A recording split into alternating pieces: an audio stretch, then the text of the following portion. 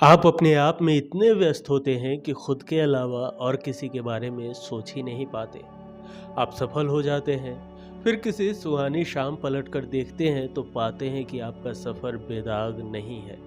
अपनी जर्नी में गुनाह भी हुए हैं आपसे। आप सेल्फिश थे, खुद पसंद थे। ऐसे वक्त आपको जो फीलिंग आती है उसे दुनिया के साथ शेयर करना हर किसी के बस की बात नहीं है। जहां वालों के आगे मौजूद अपनी नायक की छवि को ध्वस्त करने का साहस सब में नहीं होता। आप उस भावना को दबा देते हैं और बेशर्मी से जिए चले जाते हैं। महज कुछ लोग ही होते हैं जो अपनी कमियों को, ज्यादतियों को, बेहिसी को कबूलने का हौसला रखते हैं। सईद जाफरी उन हौसलामंद लोगों में से एक है। अपनी बीबी महरीमा के साथ उनके हाथों हुई नाइंसाफ़ी को उन्होंने सबके सामने कबूला। अपनी पत्नी को छोड़ने का पछतावा इनसे ज़्यादा शायद ही किसी को हुआ होगा। नमस्कार, आप देख रहे की मीडिया और आज बात बॉलीवुड से हॉलीवुड तक नाम कमाने वाले महान कलाकार सईद जाफरी की। सईद जाफरी बॉलीवुड फिल्मों में तो कैरेक्टर रोल करते नजर आए, लेकिन ये पहले भारतीय हैं जिन्हें ब्रिटिश और कनाडियन अवार्ड में नॉमिनेशन मिला। सईद ने 6 दशकों के एक्टिंग करियर में 150 ब्रिटिश, अमेरिकन और इंडियन फिल्मों में अभिनय किया। गरीबी और संघर्षों के बीच कभी इन्होंने धक्के खाए तो कभी सड़कों पर लगी बेंच पर रातें बिताई। फिर जाकर मामूली रेडियो की नौकरी से सईद एक कामयाब इंटरनेशनल एक्टर बने। लेकिन 6 दशकों के करियर में इनकी चर्चा फिल्मों से ज़्यादा निजी जिंदगी पर हुई। इन्होंने पहली पत्नी को सिर्फ इसलिए छोड़ दिया क्योंकि वो अंग्रेज़ों की तरह स्टैंडर्ड नहीं थी। लेकिन बाद में वही पत्नी जब नामी राइटर बनी तो इन्हें ताउम्र पछतावा रहा। इनका एक पर्सनल खत भी सामने आया जिसमें उन्होंने खुद को पहली पत्नी का गुनाहगार बताया। आज का सफ़र सईद जाफरी के किस्सों के नाम, लेकिन सफ़र शुरू करने से पहले आपसे निवेदन है कि अगर अभी तक आपने इस चैनल को सब्सक्राइब नहीं किया है तो प्लीज़ सब्सक्राइब कर लें। 8 जनवरी 1929 को सईद जाफरी का जन्म पंजाबी मुस्लिम परिवार में मलेरकोटला, पंजाब में हुआ। इनके पिता doctor Hamid Hussain civil servant थे, वहीं इनके दादाजी खान बहादुर फाजले इमाम मलेरकोटला के दीवान थे। नौकरी के सिलसिले में इनके पिता का ट्रांसफ़र होता रहता था तो इन्हें भी बचपन में कई बार शहर बदलना पड़ा था। शुरुआती पढ़ाई सईद ने अलीगढ़ मुस्लिम यूनिवर्सिटी के मिंटू सर्कल स्कूल से की। यहाँ 10 साल की उम्र में ही इनकी उर्दू में अच्छी पकड़ बनी और फिर वो प्ले में हिस्सा लेने लगे। 12 साल के हुए तो मसूरी के विनबर्ग एलन स्कूल में दाखिला ले लिया, जहाँ ब्रिटिश एक्सेंट सीखने में मदद मिली। इलाहाबाद यूनिवर्सिटी से इंग्लिश लिटरेचर में बीए और इंडियन लिटरेचर में एमए करने के बाद 1951 में सईद दिल्ली आ गए। सईद कार्टूनिस्ट, राइटर या ब्रॉडकास्टर बनने दिल्ली आए थे। दिल्ली में कोई ठिकाना नहीं था तो नौकरी ढूंढते हुए सईद सड़कों पर लगी बेंच में रात बिताया करते थे।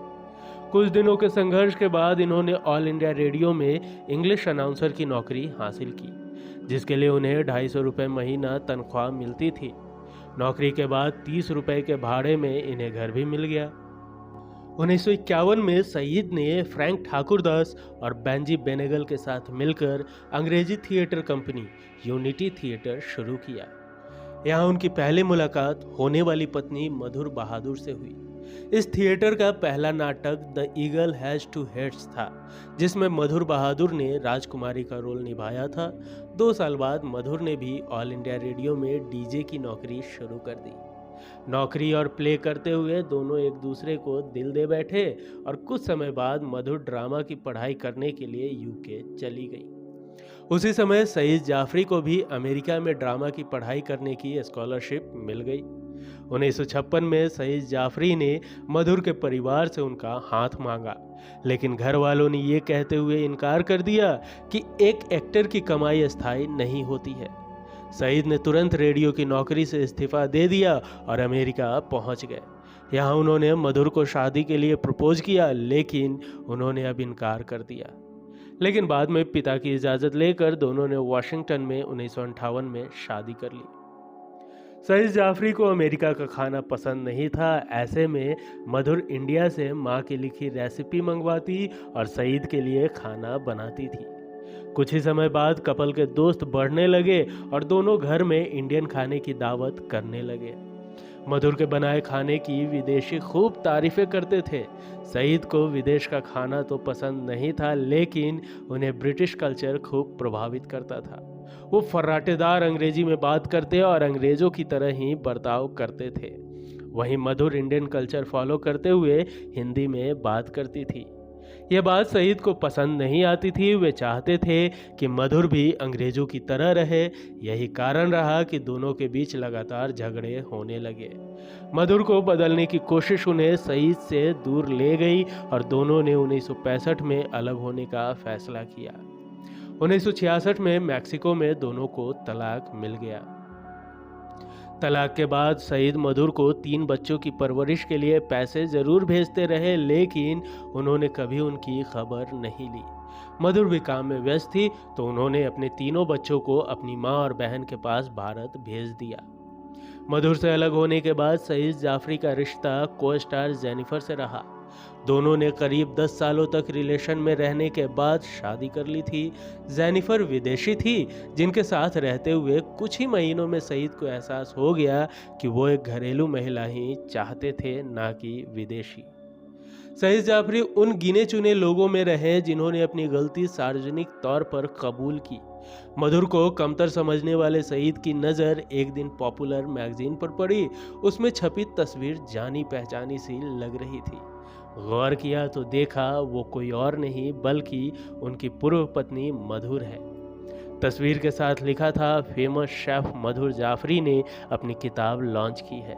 मधुर की कामयाबी देखकर सईद दंग रह गए कि कैसे एक घरेलू लड़की इतनी बड़ी उपलब्धि हासिल कर सकती है। उन्हें तलाक के फैसले पर खूब पछतावा हुआ। पछतावा होने पर सईद ने मधुर से मिलना चाहा, लेकिन जब सालों बाद संपर्क किया तो मधुर ने मुलाकात करने से इनकार कर दिया। वो अपनी जिंदगी में आगे बढ़ चुकी थी। मधुर ने सैनफोर्ड एलन से शादी कर ली थी। जब मधुर ने सईद से मिलने से मना किया तो उन्होंने बच्चों से आखिरी मुलाकात करने को कहा। सईद सालों बाद बच्चों से मिले तो बच्चों ने बताया कि उनके कानूनी पिता और मधुर के पति सैनफोर्ड मधुर का बहुत ख्याल रखते हैं। मधुर उनके साथ बहुत खुश है। ये सुनकर सईद और दुखी हो गए। अपने दुखों को सईद जाफरी ने डायरी के एक पन्ने पर लिख दिया, जो उन्होंने खुद सार्वजनिक किया था। उसमें सईद ने लिखा, आज तक मैं वो नहीं भूल सका जो मेरे बच्चों ने मुझसे कहा। उन्होंने कहा कि उनके नए पिता प्यार के असली मायने जानते हैं। उसने मेहरुनिमा, जो कि मधुर है, उनको वैसे अपनाया जैसी वो थी, और उसने कभी मधुर को बदलने की कोशिश नहीं की, क्योंकि वो मधुर को खुद से भी ज़्यादा चाहते हैं और वो उसे अपनी मर्जी से फैसले लेने की पूरी आज़ादी देता है और वो अपनी मर्जी उस पर थोपने की कोशिश नहीं करता। वो उसे एक अच्छे इंसान की तरह अपनाता है। वो अपने पति के सेल्फलेस प्यार से अब कॉन्फिडेंट, लविंग महिला बनकर खिलकर जीती है। इस पन्ने के आखिरी लाइन में सईद ने अपने लिए लिखा, जिंदगी की सबसे बड़ी सीख ये है कि आप जिसे प्यार करते हैं उसे बदलते नहीं, आप उससे वैसे ही प्यार करते हैं जैसा वो है। उसने कभी उससे प्यार नहीं किया, हमेशा खुद से प्यार किया, और जो खुद से प्यार करते हैं वो दूसरों से प्यार नहीं कर सकते। इस डायरी के एक पन्ने की शुरुआत में सईद ने मधुर को छोड़कर अफसोस जताते हुए लिखा था, मैंने 19 साल की उम्र में 17 साल की मेहरुनिमा मधुर से शादी की थी। मैं बड़ा होता गया तो ब्रिटिश कल्चर से खूब प्रभावित था। वहीं मेहरुनिमा उससे विपरीत एक टिपिकल हाउसवाइफ और घरेलू थी। वो एक आज्ञाकारी पत्नी, अच्छी माँ और बेहतरीन गृहिणी थी। लेकिन मेरे उसे बदलने की सारी सलाह का उस पर कोई असर नहीं हुआ। मैं जो चाहता था वो वैसी बिल्कुल नहीं थी। मैंने जितना उसे बदलने की कोशिश की वो उतनी ही दूर चली गई। वो एक खुश मिजाज, हंसमुख यंग लड़की से एक इनसिक्योर महिला बन गई। इसी समय मैं अपनी को स्टार की तरफ आकर्षित हो गया। उसमें वो सब था जो मुझे चाहिए था। 10 साल की शादी के बाद मैंने मेहरुनिमा को तलाक दे दिया और घर छोड़ दिया। मैंने उसे बच्चों के लिए खर्च भी दिया था। मेरी शादी के 6-7 महीनों तक सब कुछ ठीक चला, लेकिन फिर मुझे एहसास हुआ कि मेरी नई पत्नी मेरी फिक्र नहीं करती और ना मेरा ख्याल रखती है।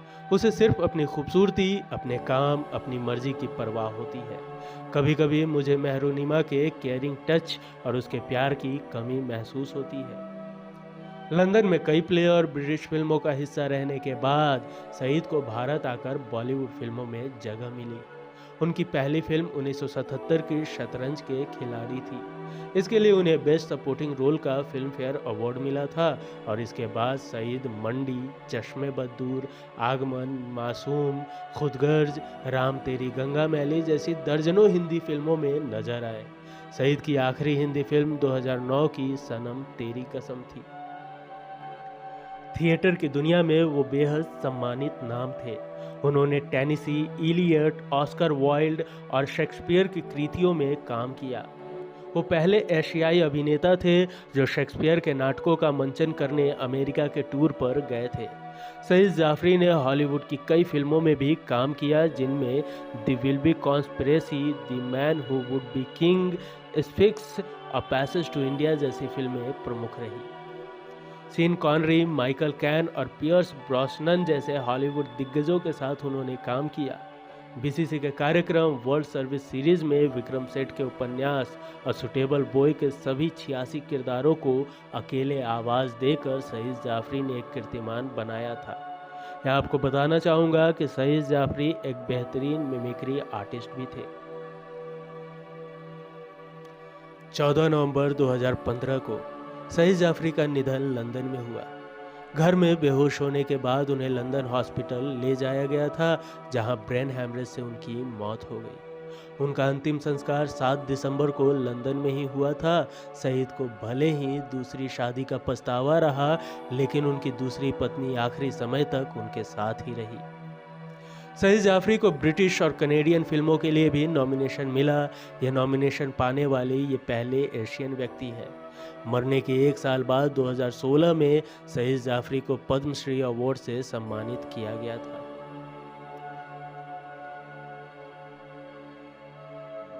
सईद जाफरी से जो सीखने लायक बातें थी वो मैंने आपको बता दी। आज का सफ़र यहीं तक। वीडियो आपको कैसा लगा हमें कमेंट कर ज़रूर बताएं। वीडियो पसंद आई हो तो एक लाइक ज़रूर कर दें। मिलेंगे अगले एपिसोड में फिर किसी दिलचस्प किस्सों के साथ। तब तक के लिए नमस्कार।